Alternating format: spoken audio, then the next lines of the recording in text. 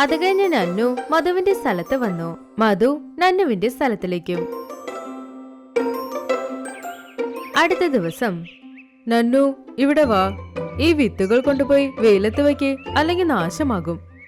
ഞാൻ എന്തിനു പോകണം? നിങ്ങളുടെ പണിയല്ലേ, വീട്ടിലെ പണികൾ ചെയ്യുന്നത്. നിങ്ങൾ പോ. എന്നോട് തന്നെ എതിർത്ത് സംസാരിക്കുന്നു. ഈ അഹങ്കാരം ധൈര്യം നിനക്ക് എവിടുന്ന് കിട്ടി? നിന്നെ ഇപ്പൊ ശരിയാക്കി തരാം. നൈനി ഒരു വടി കൊണ്ടുവന്ന് ഇങ്ങനെ പറഞ്ഞു.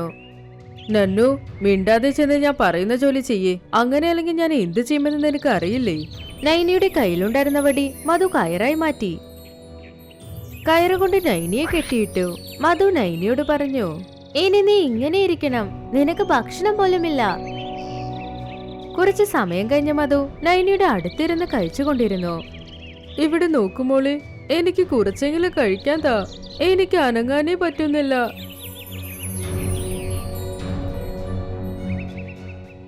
ഞാൻ ഭക്ഷണം തരാം, പക്ഷെ അതിനു മുന്നേ ഈ കൊട്ട കൊണ്ടുപോയി ജുഗ്നു പറവിയുടെ വീട്ടിൽ വെക്ക്. പക്ഷെ ഞാൻ രാവിലെ മുതൽ ഒന്നും കഴിച്ചിട്ടില്ലല്ലോ, എനിക്കിപ്പോ അത്ര ബലം പോലുമില്ല.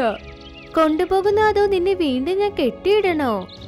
വേണ്ട വേണ്ട, ഞാൻ ഇപ്പൊ കൊണ്ടുപോകാം. നൈനി വലിയ കുട്ട കൊണ്ട് പറക്കാൻ തുടങ്ങി.